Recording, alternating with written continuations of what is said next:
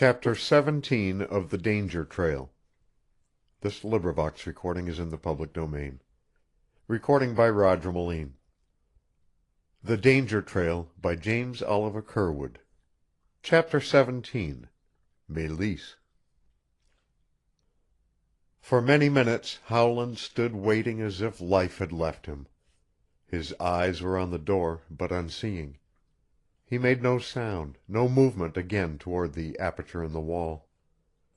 Fate had dealt him the final blow, and when at last he roused himself from its first terrible effect, there remained no glimmering of hope in his breast, no thought of the battle he had been making for freedom a short time before. The note fluttered from his fingers, and he drew his watch from his pocket and placed it on the table. It was 5:15. There still remained 45 minutes. 3/4 of an hour, and then death. There was no doubt in his mind this time. Even in the coyote, with eternity staring him in the face, he had hoped and fought for life.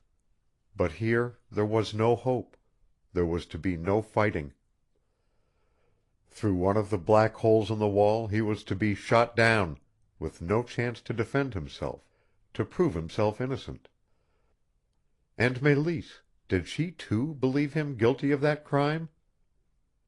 He groaned aloud, and picked up the note again. Softly he repeated her last words to him. "If God fails to answer my prayers, I will still do as I have promised, and follow you." Those words seemed to cry aloud his doom. Even Melisse had given up hope.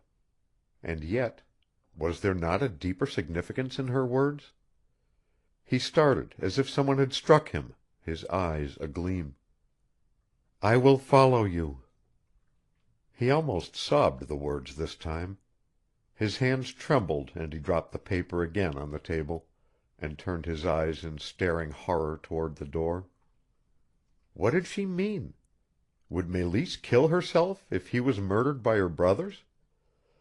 He could see no other meaning in her last message to him, and for a time after the chilling significance of her words struck his heart, he scarce restrained himself from calling aloud for Jean. If he could but send a word back to her, tell her once more of his great love, that the winning of that love was ample reward for all he had lost and was about to lose, and that it gave him such happiness as he had never known even in this last hour of his torture.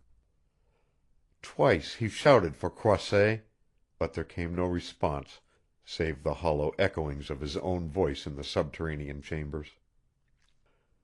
After that he began to think more sanely.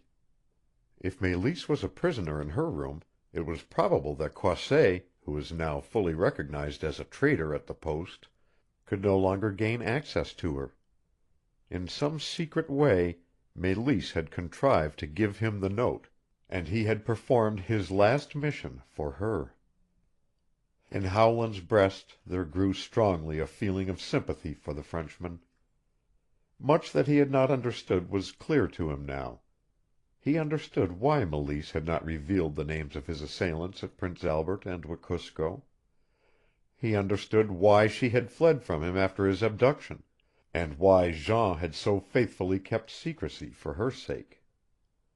She had fought to save him from her own flesh and blood, and Jean had fought to save him, and in these last minutes of his life he would like to have had Croisset with him, that he might have taken his hand and thanked him for what he had done. And because he had fought for him and Melisse, the Frenchman's fate was to be almost as terrible as his own. It was he who would fire the fatal shot at 6 o'clock. Not the brothers, but Jean Croisset would be his executioner and murderer. The minutes passed swiftly, and as they went Howland was astonished to find how coolly he awaited the end. He even began to debate with himself as to through which hole the fatal shot would be fired. No matter where he stood, he was in the light of the big hanging lamp. There was no obscure or shadowy corner in which for a few moments he might elude his executioner. He even smiled when the thought occurred to him that it was possible to extinguish the light and crawl under the table, thus gaining a momentary delay. But what would that delay avail him? He was anxious for the fatal minute to arrive and be over. There were moments of happiness when, in the damp horror of his death chamber, there came before him visions of Melisse, grown even sweeter and more lovable, now that he knew how she had sacrificed herself between two great loves, the love of her own people and the love of himself. And at last she had surrendered to him.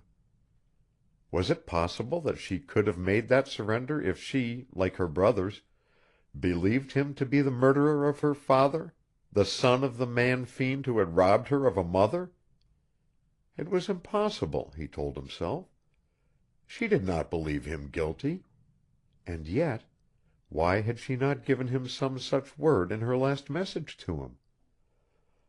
His eyes traveled to the note on the table, and he began searching in his coat pockets. In one of them he found the worn stub of a pencil, and for many minutes after that he was oblivious to the passing of time as he wrote his last words to Melisse. When he had finished he folded the paper and placed it under his watch. At the final moment, before the shot was fired, he would ask Jean to take it. His eyes fell on his watch dial, and a cry burst from his lips. It lacked but 10 minutes of the final hour.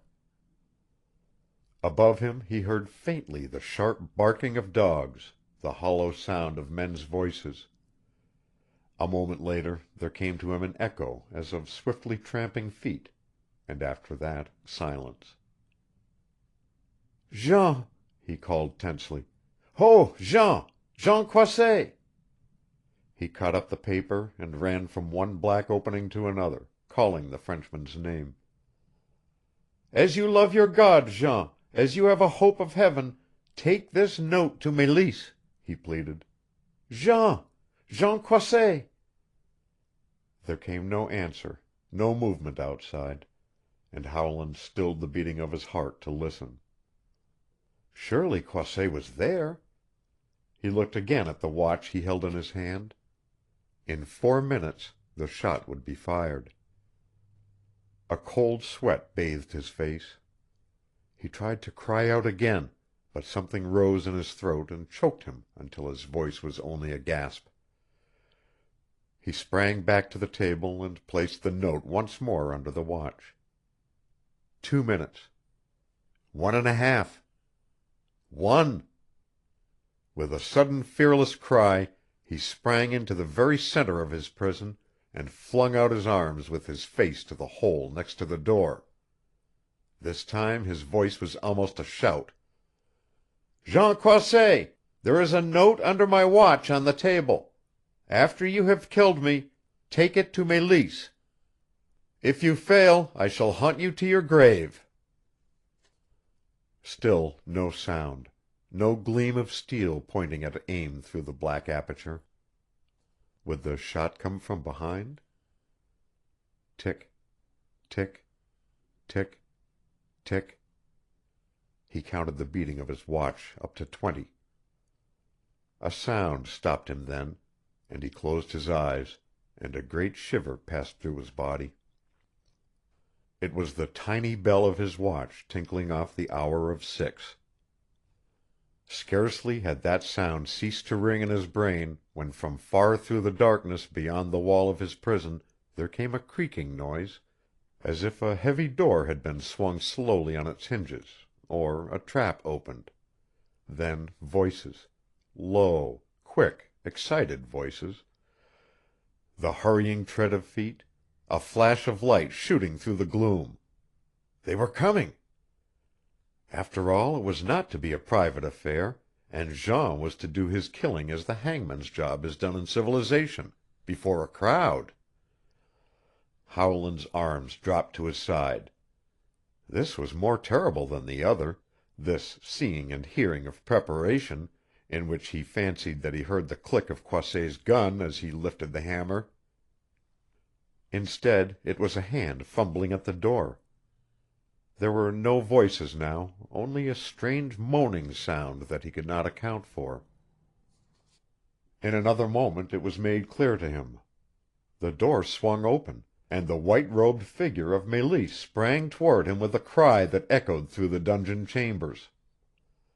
What happened then, the passing of white faces beyond the doorway, the subdued murmur of voices, were all lost to Howland in the knowledge that at the last moment they had let her come to him, that he held her in his arms, and that she was crushing her face to his breast and sobbing things to him which he could not understand. Once or twice in his life he had wondered if realities might not be dreams, and the thought came to him now when he felt the warmth of her hands, her face, her hair, and then the passionate pressure of her lips on his own. He lifted his eyes, and in the doorway he saw Jean Croisset, and behind him a wild, bearded face, the face that had been over him when life was almost choked from him on the Great North Trail. And beyond these two he saw still others, shining ghostly and indistinct in the deeper gloom of the outer darkness. He strained Melisse to him, and when he looked down into her face he saw her beautiful eyes flooded with tears, and yet shining with a great joy. Her lips trembled as she struggled to speak. Then suddenly she broke from his arms and ran to the door, and Jean Croisset came between them, with the wild bearded man still staring over his shoulder. "Monsieur, will you come with us?" said Jean. The bearded man dropped back into the thick gloom, and without speaking Howland followed Croisset, his eyes on the shadowy form of Melisse. The ghostly faces turned from the light, and the tread of their retreating feet marked the passage through the blackness. Jean fell back beside Howland, the huge bulk of the bearded man 3 paces ahead. A dozen steps more, and they came to a stair down which a light shone. The Frenchman's hand fell detainingly on Howland's arm, and when a moment later they reached the top of the stairs all had disappeared but Jean and the bearded man. Dawn was breaking, and a pale light fell through the 2 windows of the room they had entered. On a table burned a lamp, and near the table were several chairs. To one of these Croisset motioned the engineer, and as Howland sat down the bearded man turned slowly and passed through a door. Jean shrugged his shoulders as the other disappeared. "Mon Dieu, that means that he leaves it all to me," he exclaimed. "I don't wonder that it is hard for him to talk, monsieur. Perhaps you have begun to understand?" "Yes, a little," replied Howland. His heart was throbbing as if he had just finished climbing a long hill. "That was the man who tried to kill me. But Mélisse, the—" He could go no further. Scarce breathing, he waited for Jean to speak. "It is Pierre Thoreau," he said, "eldest brother to Mélisse. It is he who should say what I am about to tell you, monsieur. But he is too full of grief to speak. You wonder at that? And yet I tell you that a man with a better soul than Pierre Thoreau never lived, though 3 times he has tried to kill you. Do you remember what you asked me a short time ago, monsieur? If I thought that you were the John Howland who murdered the father of Mélisse 16 years ago? God saints, and I did until hardly more than half an hour ago, when some one came from the south and exploded a mine under our feet. It was the youngest of the 3 brothers. Monsieur, we have made a great mistake, and we ask your forgiveness." In the silence the eyes of the 2 men met across the table. To Howland it was not the thought that his life was saved that came with the greatest force, but the thought of Mélisse, the knowledge that in that hour when all seemed to be lost she was nearer to him than ever. He leaned half over the table, his hands clenched, his eyes blazing. Jean did not understand, for he went on quickly. "I know it is hard, M'sieur. Perhaps it will be impossible for you to forgive a thing like this. We have tried to kill you by a slow torture, as we thought you deserved. But think for a moment, M'sieur, of what happened up here 16 years ago this winter. I have told you how I choked life from the man fiend.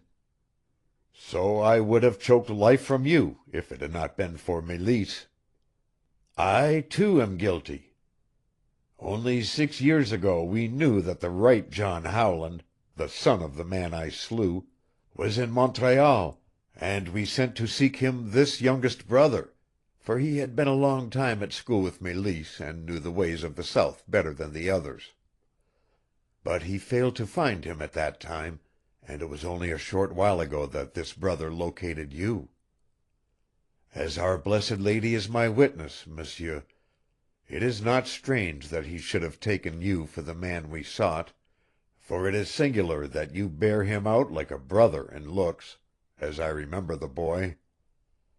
It is true that Francois made a great error when he sent word to his brothers suggesting that if either Gregson or Thorne was put out of the way you would probably be sent into the North.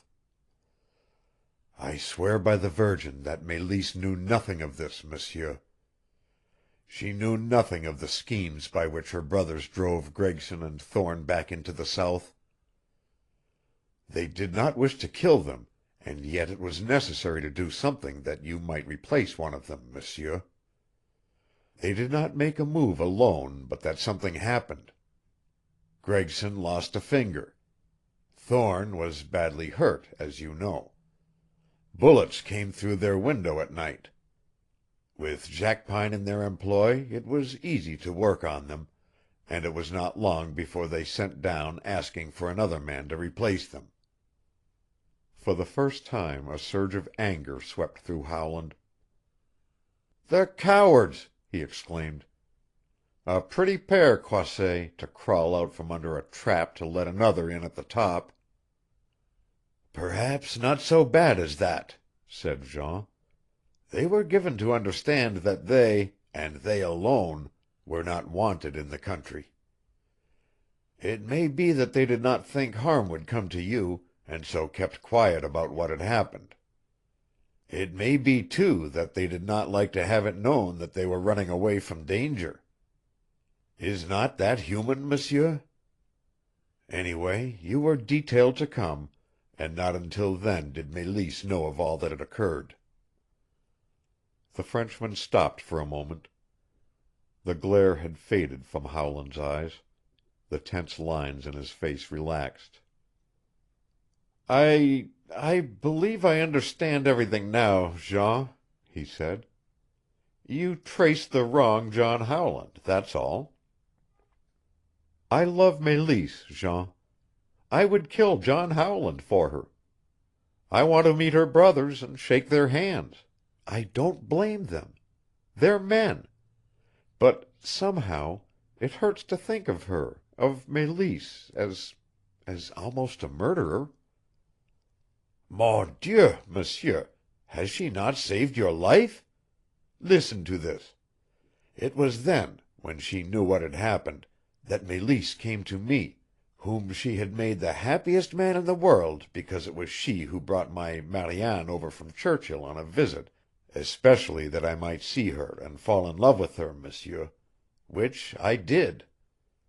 Mélisse came to me, to Jean Croisset, and instead of planning your murder, Monsieur, she schemed to save your life, with me, who would have cut you into bits no larger than my finger and fed you to the carrion ravens, who would have choked the life out of you until your eyes bulged in death, as I choked that one up in the Great Slave. Do you understand, Monsieur? It was Mélisse who came and pleaded with me to save your life, before you had left Chicago, before she had heard more of you than your name, before—" Croisset hesitated and stopped. "Before what, Jean?" Before she had learned to love you, monsieur." "God bless her!" exclaimed Howland. "You believe this, monsieur?" "As I believe in a God." "Then I will tell you what she did, monsieur," he continued in a low voice. "The plan of the brothers was to make you a prisoner near Prince Albert and bring you north. I knew what was to happen then. It was to be a beautiful vengeance, monsieur, a slow, torturing death on the spot where the crime was committed 16 years ago. But Mélisse knew nothing of this. She was made to believe that up here, where the mother and father died, you would be given over to the proper law, to the mounted police who come this way now and then. She is only a girl, monsieur, easily made to believe strange things in such matters as these, else she would have wondered why you were not given to the officers in Prince Albert. It was the eldest brother who thought of her as a lure to bring you out of the town into their hands, and not until the last moment, when they were ready to leave for the south, did she overhear words that aroused her suspicions that they were about to kill you. It was then, monsieur, that she came to me." "And you, Jean?" "On the day that Mariane promised to become my wife, monsieur, I promised in Our Blessed Lady's name to repay my debt to Mélisse, and the manner of payment came in this fashion. Jackpine, too, was her slave, and so we worked together. 2 hours after Mélisse and her brothers had left for the south I was following them, shaven of beard and so changed that I was not recognized in the fight on the Great North Trail. Mélisse thought that her brothers would make you a prisoner that night without harming you. Her brothers told her how to bring you to their camp. She knew nothing of the ambush until they leaped on you from cover. Not until after the fight, when in their rage at your escape the brothers told her that they had intended to kill you, did she realize fully what she had done. That is all, monsieur. You know what happened after that. She dared not tell you at Wekusko who your enemies were, for those enemies were of her own flesh and blood, and dearer to her than life. She was between two great loves, monsieur, the love for her brothers and—" Again Jean hesitated. "And her love for me," finished Howland. "Yes, her love for you, monsieur." The two men rose from the table, and for a moment stood with clasped hands in the smoky light of lamp and dawn. In that moment neither heard a tap at the door leading to the room beyond, nor saw the door move gently inward, and Mélisse, hesitating, framed in the opening. It was Howland who spoke first. "I thank God that all these things have happened, Jean," he said earnestly. "I am glad that for a time you took me for that other John Howland, and that Pierre Thoreau and his brothers schemed to kill me at Prince Albert and Wekusko, for if these things had not occurred as they have I would never have seen Mélisse. And now, Jean—" His ears caught sound of movement, and he turned in time to see Mélisse slipping quietly out. "Mélisse!" he called softly. "Mélisse!" In an instant he had darted after her, leaving Jean beside the table. Beyond the door there was only the breaking gloom of the gray mornings, but it was enough for him to see faintly the figure of the girl he loved, half turned, half waiting for him. With a cry of joy he sprang forward and gathered her close in his arms. "Mélisse, my Mélisse!" he whispered. After that there came no sound from the dawn-lit room beyond, but Jean Croisset, still standing by the table, murmured softly to himself, "Our Blessed Lady be praised, for it is all as Jean Croisset would have it, and now I can go to my Mariane." Chapter 18 End of The Danger Trail, by James Oliver Curwood.